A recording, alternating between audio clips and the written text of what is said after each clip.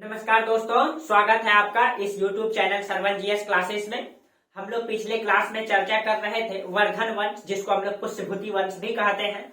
वर्धन वंश के संस्थापक पुष्यभूति थे। हम लोग पिछले क्लास में ये चर्चा किए थे कि प्रभाकर वर्धन के मृत्यु के बाद उसका पुत्र जो है राजवर्धन द्वितीय शासक बने थे और किस प्रकार से संघर्ष के कारण राजवर्धन द्वितीय की मृत्यु हो गई थी। हम लोग यहाँ तक चर्चा किए थे। उसके बाद शासक बनता है हर्षवर्धन। हर्षवर्धन किस परिस्थितियों में शासक बनता है, किन किन परिस्थिति को उनको जो है कि सामना करना पड़ता है, आज हम लोग उसके बारे में चर्चा करेंगे। और हर्षवर्धन के बारे में कहा जाता है दोस्तों, ये उत्तर भारत का सबसे अंतिम शासक है, ठीक है, जो पूरे उत्तर भारत को संरक्षित किया और एक बड़े साम्राज्य का निर्माण किया। इसके बाद दिखाई देगा कि लंबे काल तक, अभी के बाद लंबे काल तक उत्तर भारत कई टुकड़ों में विभाजित हो जाएगा और जब अलाउद्दीन खिलजी शासक बनेगा तब वो जाकर के पूरे उत्तर भारत और दक्षिण भारत को संरक्षित करेगा। लेकिन बीच में जो भारत की स्थिति दिखाई देती है वो कई सारे टुकड़ों में विभाजित हो जाएगा। हर्षवर्धन अंतिम शासक था जो इस परिस्थितियों में पूरे उत्तर भारत को इसने जीता। तो कहीं न कहीं एक वीर योद्धा है दोस्तों, एक बेहतर योद्धा है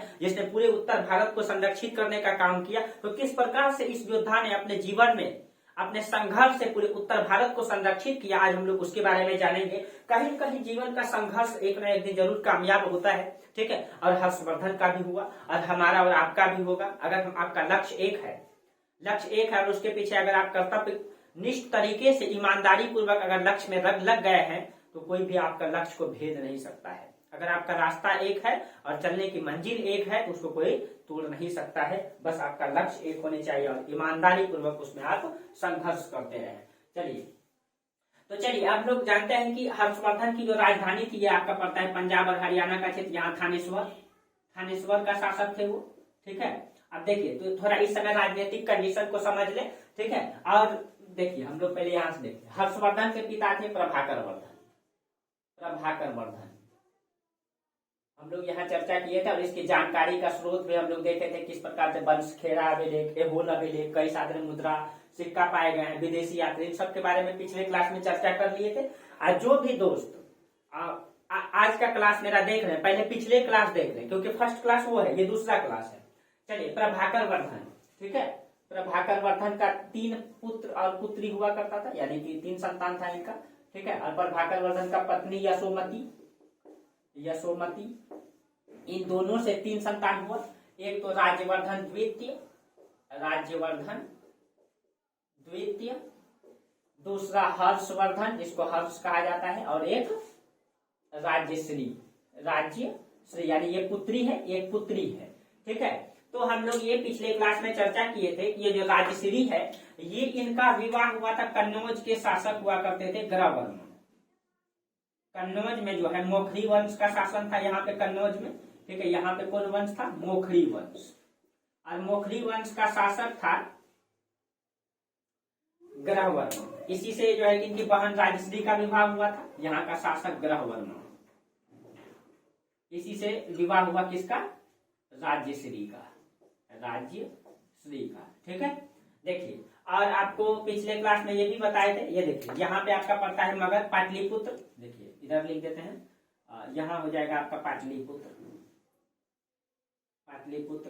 ठीक है। ये बंगाल की राजधानी कहाँ है? गौड़ है। और गौड़ का शासक कौन है? यहाँ पे गौड़ नरेश शशांक यहाँ का शासक है, गौड़ नरेश शशांक यहाँ का शासक है। देखिए ये आपका गुजरात है, ठीक है, गुजरात, और ये आपका गुजरात में वल्लभी पड़ता है यहाँ, ठीक है।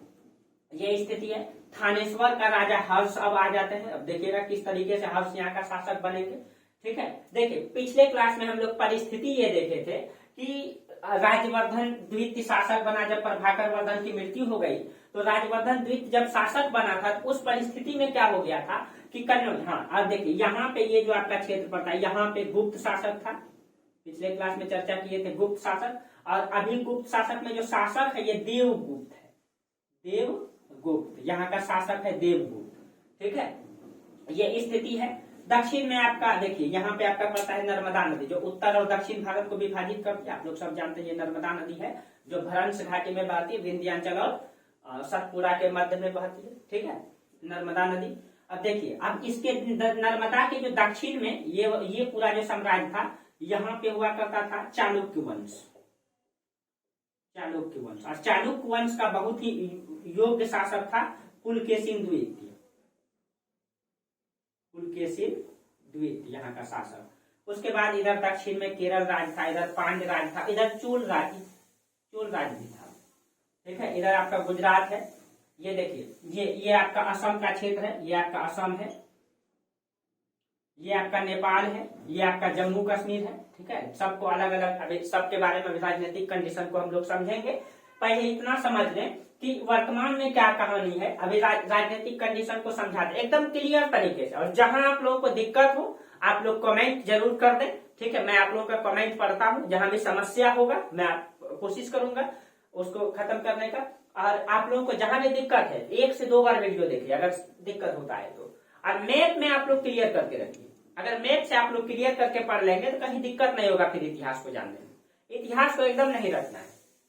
चलिए, हाँ, हम लोग पिछले क्लास में चर्चा किए थे कि प्रभाकर वर्धन की मृत्यु की खबर जो है मिला था उनको, तो राजवर्धन द्वितीय जो है शासक बना, किस परिस्थिति में बना पिछले क्लास में चर्चा कर लिए। जब राजवर्धन द्वितीय शासक बना उस समय क्या हुआ था कि गौर नरेश शशांक, ये बंगाल का शासक, और गुप्त शासक ने दोनों ने मिल करके कन्नौज के शासक पर आक्रमण करके मोखरी वंश के राजा ग्रहवर्मा की हत्या कर दिया। ग्रहवर्मा कौन है? हर्षवर्धन का जीजाजी है, इसकी हत्या कर दिया। अब इस परिस्थिति में कौन शासक बना था? राजवर्धन द्वितीय शासक बना। राजवर्धन द्वितीय जब शासक बना तो उनके पास तो वो तो बदला लेना चाहते थे, तो वो जो है हम पिछले क्लास में चर्चा किए देवगुप्त की तो हत्या कर देता है, लेकिन गौर नरेश शशांक ने जो है उल्टा धोखे से जो है राजवर्धन द्वितीय की भी हत्या कर देता है, द्वितीय की ही हत्या कर देता है। जब द्वितीय की हत्या कर देता है तब शासक कौन बनेगा? हर्षवर्धन। अब देखिए, हर्षवर्धन के बारे में कहा जाता है कि ये धनलक्ष्मी को स्वीकार नहीं करना चाहता था, ये भी जो है राजसत्ता में बिल्कुल इंटरेस्ट नहीं रखता था। बहुत मतलब इनको मोटिवेट किया जाता है, बहुत सारे लोग समझाते हैं, तब जाकर के हर्षवर्धन जो है गद्दी धारण करता है। तो चलिए, हर्षवर्धन बेहद ही योग्य शासक है, इसके बारे में थोड़ा सा हम लोग डिटेल से चर्चा करते हैं। ठीक है, तो यहाँ तक आप लोग पिछले क्लास में समझ गए थे। चलिए थोड़ा सा हम इसके बारे में जान लेते हैं। आप लोग को इनकी जानकारी का स्रोत के तो बता ही दिए है। ठीक है, और हर्षचरित जो इसके दरबार में बाण भट्ट ने लिखी है, कल इसके बारे में भी हम लोग चर्चा किए थे। हर्षचरित से भी इनकी जानकारी मिलती है, वंशखेड़ा अभिलेख है, एहोल अभिलेख है, इन सब चीजों से इनकी जानकारी प्राप्त होती है।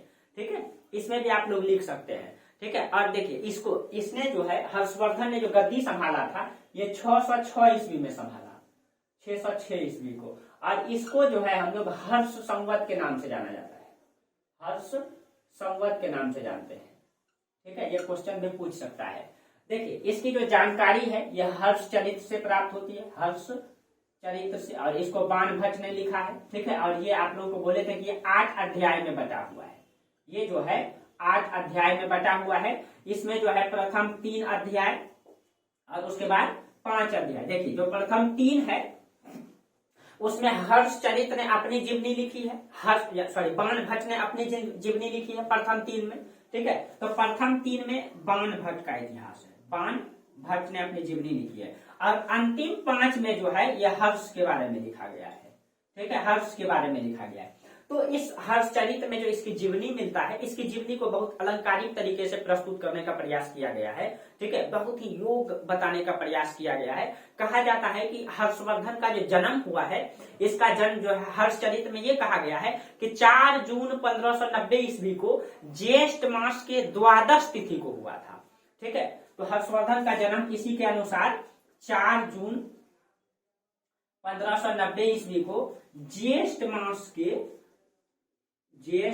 के द्वादश तिथि, द्वादश, ठीक है, द्वादश तिथि को हुआ था। ठीक है, अब इस दिन कहा जाता है, इस दिन को मतलब इस दिन भविष्यवाणी किया गया था इनका।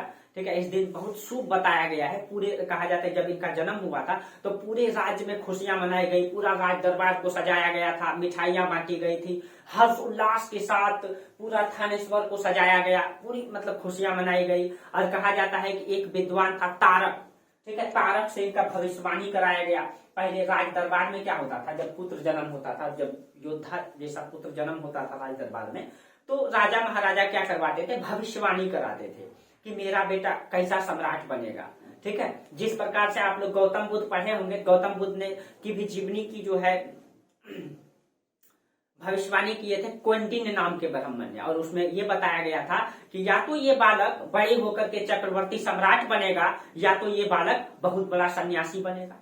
लेकिन यहाँ पे जो इसका तारक नामक जो विद्वान ने इसका जो मतलब कि जीवनी के बारे में बताया यानी भविष्यवाणी किया, तो इसमें सिर्फ यही बताया कि इस तिथि को यानी कि इस तिथि मतलब ज्येष्ठ माह के द्वादश तिथि, ये बेहद ही शुभ तिथि है। इस तिथि को जो बालक जन्म लिया है ये एक चक्रवर्ती सम्राट बनेगा, और सिर्फ चक्रवर्ती सम्राट के बारे में बताया था। और इसके जीवनी को थोड़ा अलंकारिक तरीके से प्रस्तुत करने का प्रयास किया गया है। इसको बहुत ही मतलब बढ़ा चढ़ा करके भी लिखा गया। और आपको पता है दोस्तों, पहले दरबारी लेखन कला हुआ करता था। दरबारी लेखन कला का मतलब ये हो गया कि मतलब कोई भी लेखक राजा के दरबार में रह करके लिखता था। तो आप भी सोच सकते हैं कि जब दरबारी लेखन कला होगा तो क्या लेखक जो है राजा के पैसे से ही भरण पोषण उसका चलता है, वो राजा के खिलाफ तो नहीं लिख सकता है। ठीक है, राजा के खिलाफ नहीं लिख सकता है। इसीलिए हम लोग देखेंगे कि प्राचीन काल मध्यकाल का भी कुछ इतिहास दरबारी लेखन कला द्वारा लिखा गया है। उसमें कहीं कहीं कुछ न कुछ चीजें अलंकारिक तरीके से दिखाने का प्रयास किया गया है। राजा को कहीं कहीं ईश्वर से जैसी संकल्पना को प्रस्तुत करने का प्रयास किया गया है। इसीलिए तो कहीं कहीं कुछ चीजें बढ़ा के लिखा गया है, कुछ चीजों को वास्तविक भी दर्शाया गया है, ऐसा नहीं कि पूर्ण रूप से। लेकिन कहीं कहीं जो दरबारी लेखन कला है वो निरपेक्ष नहीं होता है, वो राजा के दबाव में लिखा जाता है। जबकि निरपेक्ष भाव से जो आप लोग एक कमेंट करके जरूर बताइएगा कि भारत इतिहास का पहला कौन सा पुस्तक है जो ऐतिहासिक पुस्तक है, और विश्व का ऐसा कौन सा पहला पुस्तक है जो ऐतिहासिक पुस्तक है। ऐतिहासिक पुस्तक वही होता है दोस्तों जो निरपेक्ष भाव से लिखा गया है, जिसमें मतलब किसी के दबाव में न लिखा गया हो, और उसका जो ऐतिहासिक स्रोत के आधार पर लिखा गया हो, और 3-4 उसकी खूबियां होती है, हम सोच के बता दे रहे हैं आपको। ठीक है, तो इस प्रकार से यानी कि सबसे इंपॉर्टेंट उसमें है कि सबसे बड़ा चीज यह है कि किसी के दबाव में न लिखा गया हो, निरपेक्ष भाव से लिखा गया हो, ऐतिहासिक स्रोत प्रमाणिक स्रोत पे आधार पे हो। ठीक है, और कहीं कहीं एक चीज मैं मिस कर रहा हूं जो इम्पोर्टेंट है। ठीक है, तो लेकिन आप लोग ये जरूर बताइएगा भारत का सबसे पहला ऐतिहासिक पुस्तक कौन है। अगर आप लोग जानते हैं कमेंट जरूर कीजिएगा। ठीक है, फिर हम आप लोगों को बताएंगे। देखिए, तो इस दिन इसका जन्म हुआ और इसको बहुत अलंकारिक तरीके से बताने का प्रयास किया गया। दरबारी लेखन कला है। हर्ष के अगर व्यक्तिगत जीवन के बारे में बात करें तो कहा जाता है कि इसको बेहद ही शास्त्रीय विद्या में निपुण बताया गया। इसको कला में पारंगत था। ये नाटककार, इसको बांसुरी वादक, शास्त्रीय विद्या में पारंगत, इसको कई तरीके से प्रस्तुत करने का प्रयास किया गया। और कहीं कहीं हर्षवर्धन ऐसा दिखाई भी देता है दोस्तों कि हर्षवर्धन जैसे वीर योद्धा जिसने पूरे उत्तर भारत को संरक्षित किया, इसमें ये सारे गुण भी था। ठीक है, तो इसको जो इसका अगर व्यक्तिगत जीवनी की अगर हम बात करें, चलिए देखते हैं।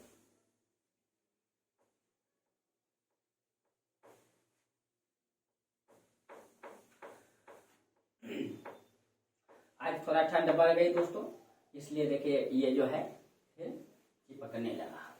ये कोई बात नहीं है, कुछ दिन और कष्ट कर लें। जिंदगी में जो संघर्ष नहीं करता है वो संघर्ष से कैसे सीखता है। कहते हैं ना, परिस्थितियां ही जो है कि समाधान लेकर के आता है। समस्या ही समाधान है। जब जब आप बड़े बड़े समस्याओं से घिरते हैं तो आप ये सोच लीजिएगा कि हम समस्या से नहीं घिर रहे हैं, ये समस्या मुझे एक नई सोच देकर के जाएगा, एक नई उम्मीद देकर के जाएगा, और एक नई अनुभव देकर के जाएगा। सबसे बड़ा होता है दोस्तों अनुभव। आप जितने कठिन परिस्थितियों से गुजरेंगे उतनी बड़ी आपके पास उपलब्धि होगी, उतना बड़ा संघर्ष होगा। जितना बड़ा संघर्ष होगा उतनी बड़ी आपकी उपलब्धि भी होगी। ठीक है, चलिए, तो संघर्ष से कभी घबराए नहीं और परिस्थितियों से कभी हटे नहीं। जो परिस्थितियों का सामना डट के करता है वो एक न एक दिन सफल जरूर होता है। ठीक है, चलिए, तो इसका अगर व्यक्तिगत जीवन की अगर हम बात करें, व्यक्तिगत जीवनी की अगर बात करें तो इसको जो है शास्त्रीय विद्या में निपुण बताया गया है। ठीक है, इसको नाटककार बताया गया, इसको बांसुरी वादक बताया गया है। ठीक है, तो देखिए इसको शास्त्र विद्या में निपुण था ये। ठीक है, प्लस में इसको जो है बांसुरी वादक भी बताया गया है, बांसुरी वादक भी बताया गया है। ठीक है, इसको जो है नाटककार भी बताया गया है। और पिछले क्लास में हम लोग ये भी चर्चा किए थे नाटककार में। ठीक है, कि इसने 3 नाटक भी लिखा है। इसने 3 नाटक लिखे, उसमें नागानंद, ठीक है, और रत्नावली और प्रियदर्शिका। ठीक है, इसमें आपका नागानंद, रत्नावली और एक है आपका प्रियदर्शिका। प्रियदर्शिका, ये 3, ठीक है, ये 3 नाटक इसने लिखा है। और कहा जाता है कि प्रियदर्शिका का, देखिए नागानंद का सॉरी प्रियदर्शिका नहीं, नागानंद का इसने जो है अपने दरबार में नाटक मंचन भी करवाया था। मंचन का मतलब है कि उस नाटक को जो लिखा गया उसको मंचन करवाया था, ठीक है। उस समय मतलब कि जो मनोरंजन का साधन था, तो इसका नागानंद का उसने जो है नाटक मंचन भी कराया था। हालांकि कुछ लोगों का मानना है कि ये तीनों पुस्तक उसने खुद नहीं लिखा है। कुछ इतिहासकारों ने आरोप लगाया कि हर्षवर्धन स्वयं इस पुस्तक को नहीं लिखा है। हर्षवर्धन के दरबार में एक कवि रहा करते थे, उसका नाम था धावक, ठीक है। हर्षवर्धन के दरबार में एक कवि रहा करते थे धावक, ठीक है। धावक ने इस तीनों पुस्तक को लिखा है। हालांकि बहुत सारे इतिहासकार ने इसको नहीं स्वीकारा, क्योंकि सभी का मानना है कि नहीं हर्षवर्धन ने ही इसको लिखा है, ठीक है। लेकिन कुछ इतिहासकार का मानना है कि हर्षवर्धन के दरबार में धावक रहते थे और उसी ने इन तीनों पुस्तकों को लिखा। हो सकता है दोस्तों उस समय दरबारी लेखन कला था, जो लेखक लिखते होंगे वो राजा के नाम पे ही कन्वर्ट हो जाता होगा, ठीक है। तो कुछ भी हो सकता है, सच भी हो सकता है, नहीं भी हो सकता है। हालांकि कुछ इतिहासकारों ने इसको नहीं माना, कुछ ने माना, ठीक है। लेकिन जो भी है इन सभी प्रमाणों से ये लगता है कि कहीं न कहीं हर्षवर्धन जो है कला का बहुत रुचि रहा होगा, उनको कला का प्रेमी रहा होगा, ठीक है। इसलिए इनको जो है बहुत सारे नामों से भी संबोधित किया गया है, ठीक है। इन सब नाटककार हैं, ये नाटक का मंचन करवाते हैं, शास्त्र विद्या में निपुण है, बांसुरीवादक। इसका मतलब है कि ये व्यक्ति कला का प्रेमी है, प्रकृति का भी प्रेमी दिखाई दे रहा है इसके गुण से, ठीक है। इसीलिए इनको कई नामों से संबंधित किया। हर्ष को जो है साहित्य का सम्राट कहा गया है, याद रखिएगा, ठीक है। क्वेश्चन पूछ सकता है कि साहित्य का सम्राट कहा गया है, साहित्य का सम्राट, ठीक है। इनको जो है सोढल ने इसको 2 नाम दिया है। सोढल एक लेखक है, उसने 2 नाम दिया है, साक्षात वाणी विलास और साहित्यक हर्ष। याद रखिएगा इस दो, एक तो हो गया साहित्य का सम्राट और एक लेखक है सोढल, ठीक है। सोढल ने इसको 2 नाम दिया, साक्षात वाणी विलास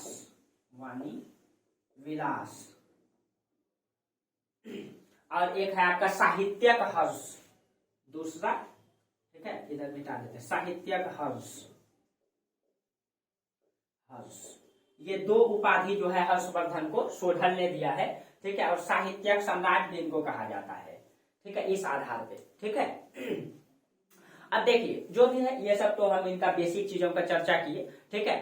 अब हम जानते हैं इनके बारे में, इसके राज्यारोहण के बारे में, ये किस तरीके से गद्दी धारण किए, किन परिस्थितियों में गद्दी धारण की, अब इनके बारे में चर्चा करते हैं, ठीक है। कहा जाता है दोस्तों कि हर्षवर्धन की जब मतलब कि भाई जो था राज्यवर्धन द्वितीय की मृत्यु हुआ था, तो हर्षवर्धन गद्दी धारण नहीं करना चाहता था। वो कहता था कि ये जो मतलब कि धन लक्ष्मी है उसको स्वीकार नहीं करना चाहता था, वो लोभ और लालच में नहीं पड़ना चाहता था। और आपको पता है कि जो मानव रूपी जो ये जीवन है, कहते हैं ना कि इस मतलब संसार में मनुष्य जो है सबसे विवेकशील और बुद्धि सबसे ज्यादा इनको दिया गया, सबसे बुद्धिमान और विवेकशील प्राणी है। लेकिन लोभ और लालच इसको उपहार में दिया गया है। इसके लोभ, लालच, लोलुपता, आकांक्षाएं, इच्छाओं के कारण आज संसार को हम लोग इतना शोषित कर दिए हैं, इतना भ्रष्ट कर दिए हैं कि हम ये भी नहीं देख रहे हैं कि प्रकृति किस ओर जा रही है। तो मनुष्य सबसे विवेकशील और बुद्धिमान प्राणी तो है दोस्तों, लेकिन विवेकशीलता इसमें घटते जा रही है और जो मतलब बुद्धिमानी है उसका दुरुपयोग हो रहा है ना। और इस कारण से आज प्रकृति का विनाश होते जा रहा है, छोटी छोटी बीमारी महामारी में बदल जाता है। क्यों?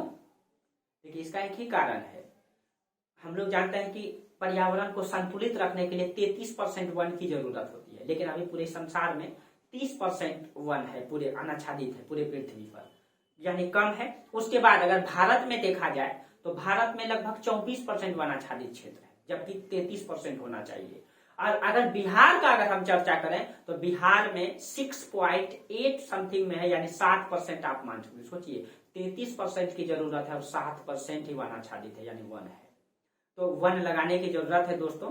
आप लोग अगर मेरा वीडियो को देख रहे हैं, आपके आसपास में पड़ोस में अगर जगह है तो कम से कम 1-2 वन जरूर लगाइए, ठीक है। एक अमरूद का पेड़ कुछ भी लगा दीजिए, ठीक है, अगर जगह है, ठीक है। छत पे भी आप कुछ भी छोटा मोटा पेड़ पौधा भी लगाइए, उसमें पानी दीजिए, ठीक है।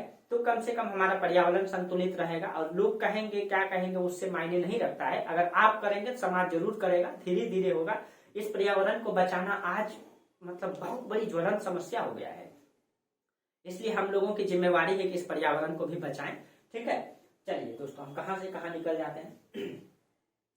चलिए हाँ, तो कहीं कहीं हाँ कहा जाता है कि हर्षवर्धन जो है कि गद्दी को धारण नहीं करना चाहता था, ये मतलब धनलक्ष्मी को स्वीकार नहीं करना चाहता था, लेकिन इसका एक सेनानायक था, उसका नाम था सिंहनाथ। वो इसको खूब मोटिवेट करता है। वो इसको क्या कहता है, सिंहनाथ इनको कहते हैं। इनका एक सेनानायक था सिंहनाथ।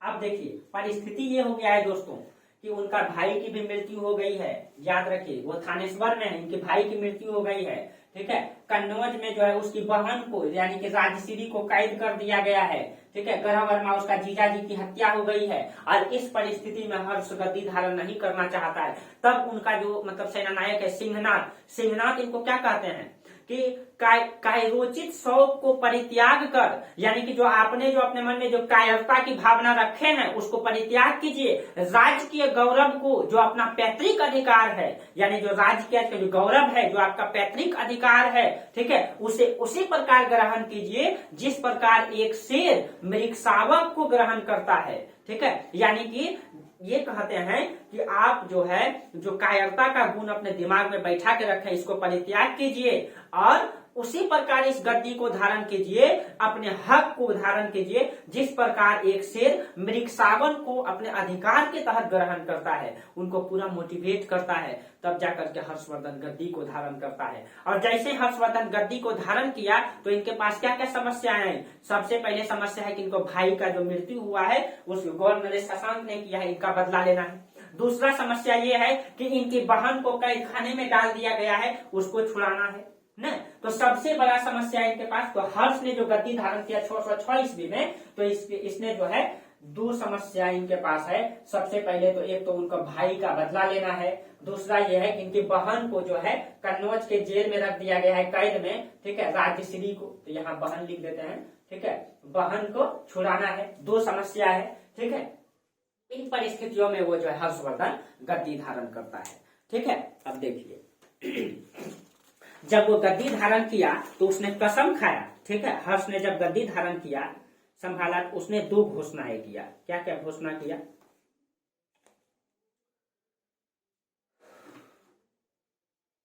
ठीक है दोस्तों, जहां समझ में नहीं आप लोग कमेंट जरूर कीजिएगा, ठीक है। प्रयास करते हैं आप लोगों को एकदम आसान से आसान भाषा में समझाएं ताकि कभी दिक्कत ना हो, ठीक है। और ये वीडियो आप लोग एक बार नहीं बार बार देखिए, इतिहास में कहीं भी जाने की जरूरत नहीं होगा।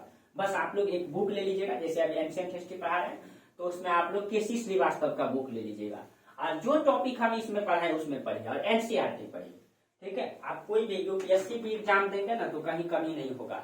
और आपका अगर ग्रेजुएशन पेपर है तो एकदम मजबूत हो जाएगा इतिहास। अगर आप मेरा पूरा क्लास कर लेंगे, उसका नोट्स बना लेंगे तो फिर आप बेहतर हो जाएंगे, ठीक है। आपका ग्रेजुएशन सब्जेक्ट रहे, पीजी रहे, तो ये बेसिक है आपका, और जो पूरा एकदम डिटेल से शुरू से अंत तक देता है। आप लोगों को अब समझ में आ ही गया होगा मेरा क्लास, ठीक है। चलिए अब देखिए, जब हर्षवर्धन गद्दी धारण किया उनके पास दो समस्याएं थी। गद्दी धारण करने के दरमियान उसने कसम खाया, ठीक है। उसने सबसे पहला कसम खाया, उसने कहा चपल धनुष चलाने वाले जितने भी शासक हैं, चपल धनुष का मतलब होता है यानी जो तेज धनुष चलाने वाले, धनुर्धारी जिसको कहा जाता है, ठीक है, मतलब चपल धनुष चलाने वाले जितने भी शासक हैं, जब तक हम उसके पैर में बेड़ियां नहीं डाल देंगे, जब तक पृथ्वी को गौर विहीन नहीं कर देंगे। गौर विहीन का मतलब ये दोस्तों कि गौर नरेश शशांक को पृथ्वी से विहीन यानी पृथ्वी से समाप्त नहीं कर देंगे, ठीक है, कर देते हैं। तो इसने कहता है कि जब तक हम उसके पैर में बेड़ियां नहीं डाल देंगे, ठीक है, जब तक हम पृथ्वी को गौर विहीन नहीं कर देते हैं, ठीक है, तब तक हम शांत नहीं बैठेंगे। अगर हम गौर विहीन नहीं कर पाए, गौर नरेश की हत्या नहीं कर पाए, तो हम जलते हुए घी के मतलब आग में अपनी आत्मदाह कर लेंगे।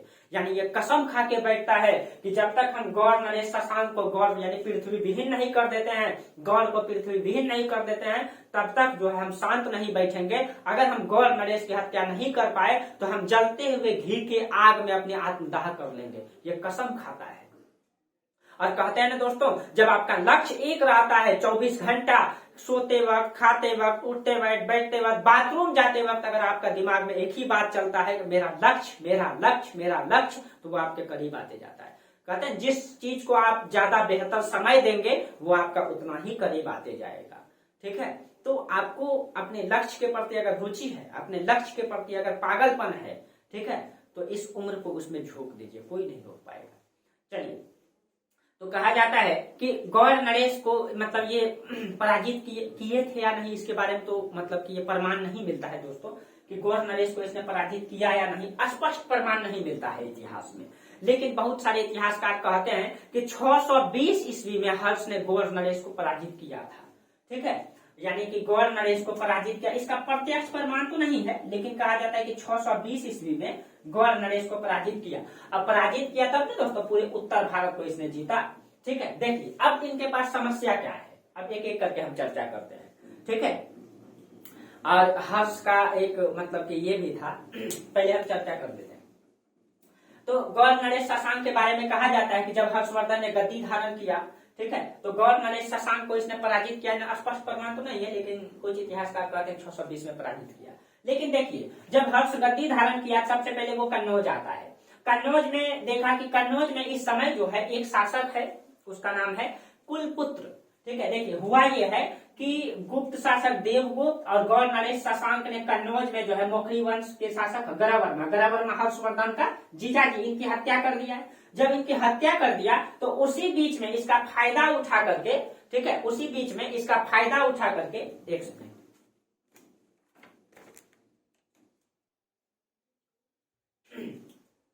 मतलब कन्नौज में फायदा उठा करके पुलकुत्स ने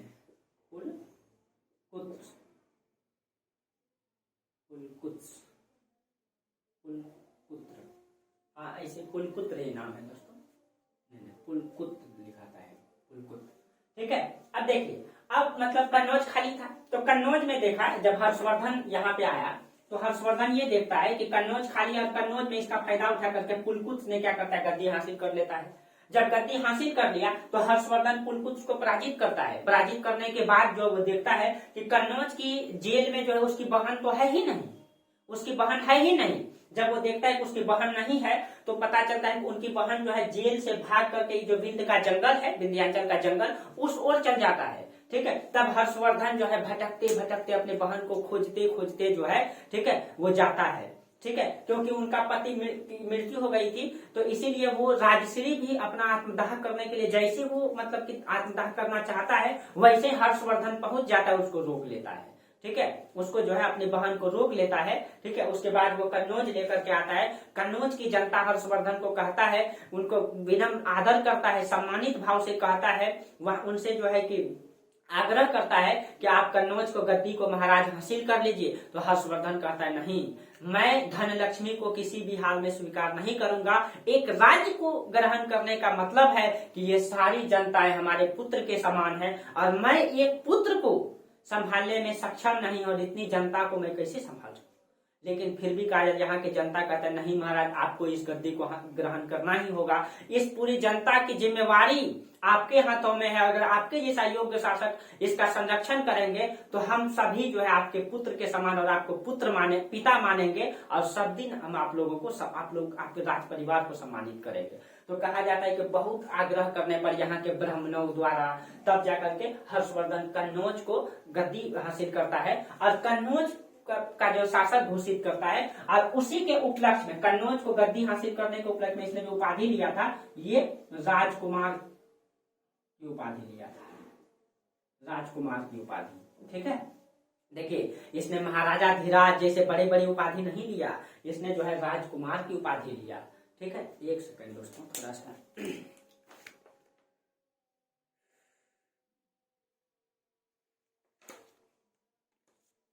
यहाँ पे राजकुमार के जगह पे कुमार है दोस्तों, कुमार।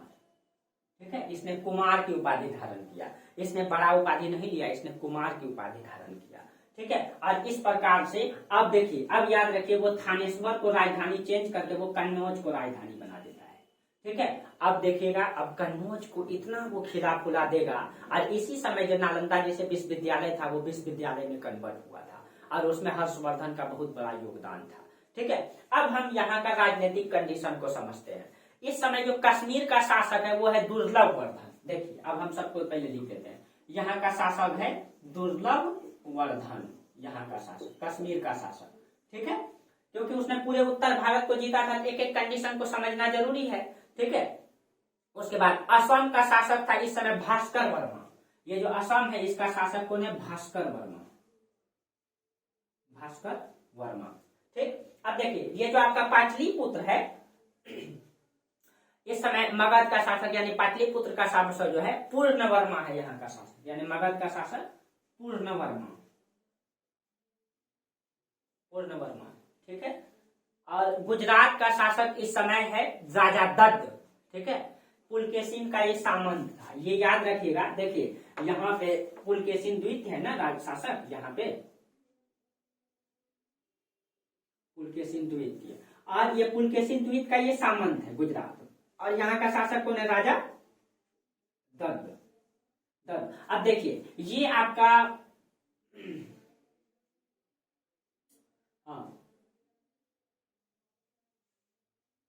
वल्लभी पड़ता है, ये वल्लभी का शासक इस समय है ध्रुव सेन द्वितीय।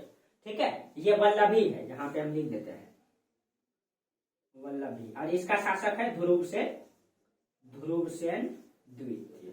ठीक है, अब देखिए अब दक्षिण को नहीं जानना है, दक्षिण में उधर पांड्य राज्य है, इधर चेल राज्य है। ठीक है, अगर हम दक्षिण भारत को थोड़ा सा इधर समझाने का प्रयास करते हैं खाली, ताकि आप लोगों को एक मैपिंग आ जाए। उत्तर भारत तो आप लोग समझ लिए। ठीक है, देखिए ये आपका मान लीजिए नर्मदा नदी से नीचे यहाँ पे पुलकेशिन द्वीप है जो हम बना ही दिए। ठीक है, पुलकेशिन द्वीप के नीचे में ये वाला हिस्सा चेर वंश का है, यहाँ पे आपका चेर वंश है। ठीक है, इधर आपका पांड्य वंश है, पांड्य वंश। ठीक, ये वाला जो हिस्सा है पांड्य वंश के बगल इधर पल्लव वंश है। ठीक है, यहाँ पे आपका पल्लव वंश का राजा इस समय था पुलकेशिन नहीं महेंद्र वर्मन। ठीक है, और ये आपका चालुक्य वंश हो गया, चालुक्य वंश का राजा पुलकेशिन द्वितीय, ये आपका स्थिति है अभी। ठीक है, ये आपका दक्षिण भारत का स्थिति है। चलिए इधर का हमको जरूरत नहीं है, हमको उत्तर भारत का जरूरत है। देखिए आप एक करके समझिए कि सबसे पहले देखिए कन्नौज को तो उसने ले लिया, गौर नरेश शशांक को पराजित किया। ठीक है, स्पष्ट प्रमाण नहीं है लेकिन पराजित किया। ठीक है, अब देखिए अब इसके बारे में आगे क्या कहा जाता है। बाण भट्ट क्या कहते हैं इनके बारे में? बाण भट्ट कहते हैं कि जब ये गद्दी स्वीकार किया तो लगातार 6 वर्षों तक ये युद्ध करता रहा, लगातार 6 वर्षों तक युद्ध करता रहा, और उसने अपने आप को पंच भारत का स्वामी घोषित किया। अब ये पंच भारत क्या है? ठीक है, उसने आपको पंच भारत का स्वामी घोषित किया। ये कौन कहते हैं? बाण भट्ट कहते हैं। पंच भारत में क्या क्या आता है? पंच भारत में इसमें उड़ीसा, मिथिला, पंजाब, बंगाल, कन्नौज। ठीक है, देखिए आपका मिथिला, अभी सबको समझाते हैं। मिथिला, उड़ीसा आपका पंजाब, उसमें आपका बंगाल और आपका कन्नौज। देखिए कन्नौज पंच भारत इसमें आ गया। मिथिला मतलब आपको पता है मिथिलांचल बिहार, यानी बिहार को इसने जीता। कैसे जीता अभी सबको चर्चा करते हैं। बिहार को जीता। उड़ीसा आप समझ लीजिए, ये वाला हिस्सा को इसने जीता। ठीक है, पंजाब का मतलब ये वाला हिस्सा, ये पूरा का पूरा पंजाब है, पंजाब। बंगाल को उसने जीता, गौर नरेश शशांक को। ठीक है, कन्नौज पे उसने मतलब कि जीता, कन्नौज को उसके बहन की मतलब था क्षेत्र, तो उसने अपने आप में लिया। ठीक है, अब देखिए इसने कैसे जीता, प्लस में देखिए ये आपका पाकिस्तान पड़ता है, ये आपका पाकिस्तान। ठीक है, देखिए ये मान लीजिए पाकिस्तान का ये सिंध का क्षेत्र है, ये पूरा का पूरा सिंध इलाका है। ठीक है, हालांकि ये वाला सिंध का मुख्य क्षेत्र उत्तरी वाला है। ठीक है, ये सिंध है, ये आपका सिंध है। ठीक है, अब एक एक करके हम चर्चा करते हैं कि इसने पूरे उत्तर भारत को कैसे जीता, पूरे उत्तर भारत को इसने किस प्रकार से जीता, एक एक करके। आप लोग एकदम साफ साफ लिखेंगे, हम बार बार एक ही में लिखें इसीलिए ऐसा हो गया है। आप लोग एकदम साफ साफ लिखेंगे, समझ में आ रहा होगा।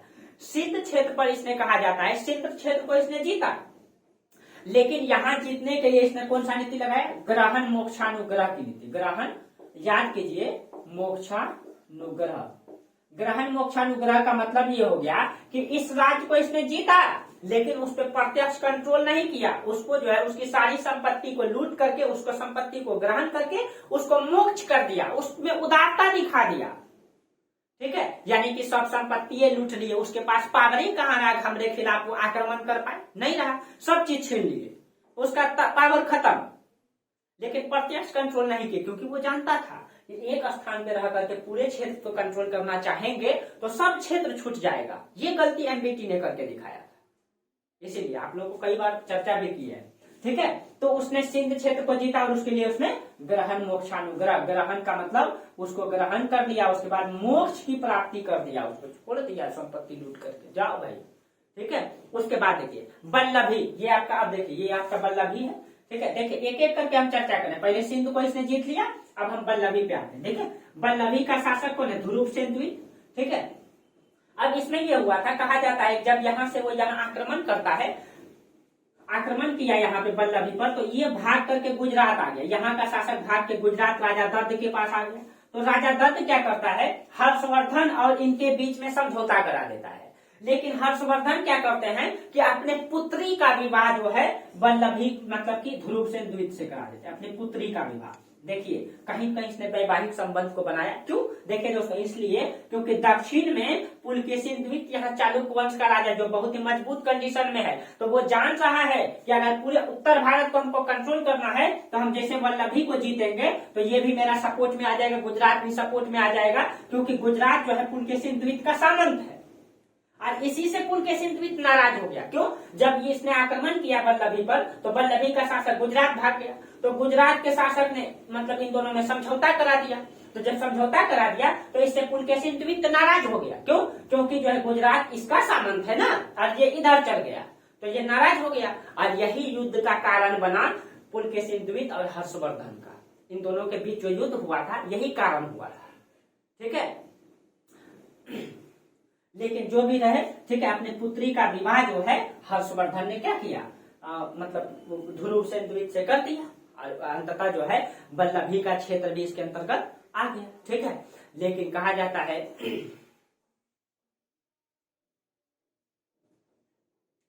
एक सेकंड,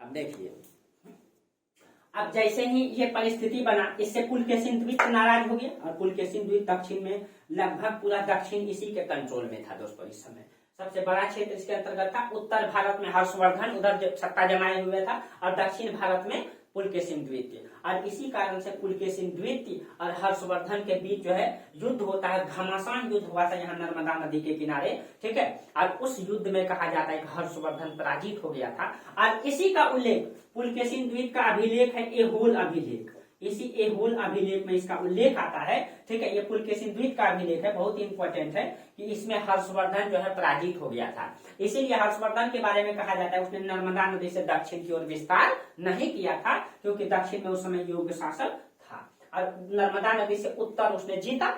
अब देखिए, तो हम लोग चर्चा किए कि ये भी जब कब्जा में हो गया, गुजरात का कुछ हिस्सा अधीनता स्वीकार किया, सिंध को उसने जीता, ठीक है, कन्नौज पे अधिकार कर ही लिया, बंगाल के गौर नरेश शशांक को पराजित कर ही दिया, ठीक है, कर ही दिया। अब देखिए, अब इसके बाद देखिए, यानी कि दक्षिण में जो है हर्ष की सीमा नर्मदा नदी से दक्षिण नहीं था, ठीक है, दक्षिण नहीं था, क्योंकि दक्षिण में योग्य शासक है। देखिए, लेकिन एक लेखक है, उसका नाम है मयूर भट्ट। मयूर भट्ट क्या कहते हैं, ठीक है, एक लेखक है मयूर भट्ट। मयूर भट्ट उल्लेख करते हैं कि हर्षवर्धन का जो साम्राज्य है कुंतल, चोल, कांची तक को जीता था। इसने चर्चा किया है कुंतल, चोल और कांची। देखिए, कांची तो आपको पता है दोस्तों तमिलनाडु में है, चोल साम्राज्य आपको पता है इंडिया में चोल साम्राज्य, कुंतल भी दक्षिण में पड़ता है, कर्नाटक का क्षेत्र, ठीक है। इन सब क्षेत्रों में अधिकार था, कहीं कहीं ये बहुत ज्यादा चढ़ा बढ़ा करके नहीं लग रहा है, अलंकारिक टाइप का लिख दिया है, ठीक है। इसीलिए बहुत सारे इतिहासकार ने इस पर विश्वास नहीं किया है, क्योंकि उस समय दरबारी लेखन कला है, इसीलिए बहुत ज्यादा विश्वास नहीं किया गया है, ठीक है। इसीलिए इसको जो है विश्वास नहीं किया गया ये, ठीक है। हालांकि लिखने का लिख दिया है, लेकिन वास्तविकता यह है दोस्तों उत्तर भारत को ही उसने जीता था। और एनसीईआरटी भी आप लोग इसमें पढ़िएगा, हर्षवर्धन के बारे में अच्छा से दिया गया है, ठीक है। अब देखिए, उसके बाद जो भी रहे, लेकिन नर्मदा नदी से दक्षिण तक उसका विस्तार नहीं था, नर्मदा से उत्तर ही था। नर्मदा से उत्तर देखिए, अब जम्मू कश्मीर के बारे में बताते हैं। कहा जाता है कि जम्मू कश्मीर के बारे में कहा जाता है, यहाँ एक विहार था जम्मू कश्मीर में, संघाराम विहार, ठीक है, संघाराम विहार। और संघाराम विहार में कहा जाता है यहाँ पे गौतम बुद्ध का जो है, गौतम बुद्ध का दांत रखा गया था, ठीक है, यानी यहाँ पे बुद्ध के दांत रखे गए थे। तो कहा जाता है कि हर्षवर्धन जो है बुद्ध के दांत को प्राप्त करने का इच्छा जाहिर किए थे, और कहा जाता है जब वो इच्छा जाहिर किए तो वहां के राजा दुर्लभ वर्धन ने खुद आकर के यहाँ से दांत लेकर के आए और हर्षवर्धन को दिए थे। इसका मतलब ये है कि कहीं कहीं जम्मू कश्मीर के राजा दुर्लभ वर्धन जो हर्षवर्धन का अधीनता स्वीकार करते होंगे, इससे तो यही पता चलता है। ठीक है, इसका मतलब है कि कहीं कहीं जम्मू कश्मीर इसके अधीन में रहा होगा। उसके बाद अगर हम असम के बारे में बात करें, जहां का शासक भास्कर वर्मा है, यहाँ कहा जाता है भास्कर वर्मा का, यहाँ का जो शासक है भास्कर वर्मा, इसने एक दूत भेजा था, उसका नाम हंस बेग, ठीक है, जो हर्ष के पास उपहार लेके आया था। तो इसने जो है भास्कर वर्मा ने हंस बेग को जो है एक दूत के रूप में भेजा कन्नौज, और क्या लेकर के, उपहार लेकर के भेजा। इसका मतलब है कहीं कहीं ये अधीनता स्वीकार करते हैं इसका, तब तो उपहार लेकर के भेज रहे हैं उनके पास, यानी युद्ध नहीं करना चाहते, उनके अधीन ही रहना चाहते हैं। ठीक है, यानी कि असम को भी उसने जीता नहीं, यानी अधीनता स्वीकार करवाया। ठीक है, और इस तरीके से, ठीक है, पूरा का पूरा उत्तर भारत को उसने जीता। और कहीं कहीं ये सब के सब शासक प्रत्यक्ष और अप्रत्यक्ष रूप से हर्षवर्धन की अधीनता स्वीकार किए। और ये रहा हर्षवर्धन की उपलब्धि, और उसने जो है ये चीजें 6 वर्ष तक लगातार युद्ध करते रहे और पूरे उत्तर भारत को जीता। कहीं अगर दिक्कत हो तो आप लोग 2 मैप 3 मैप बना लीजिए, साथ साथ लिखिए, आप लोगों को नोट्स मिल जाएगा मेरा। ठीक है, आज आप लोगों को टेलीग्राम ग्रुप में नोट्स मिल जाएगा, और आप लोग जो टेलीग्राम ग्रुप में नहीं जुड़े हैं तो डिस्क्रिप्शन में लिंक रहता है, उससे आप लोग जुड़ जाएंगे जरूर। ठीक है, चलिए, तो ये रहा आपका हर्षवर्धन ने इतनी बड़ी उपलब्धि इस प्रकार से प्राप्त किया। ठीक है, अब देखिए कुछ हर्षवर्धन के वैदेशिक संबंध को हम लोग देख लें कि हर्षवर्धन का विदेश से क्या संबंध था।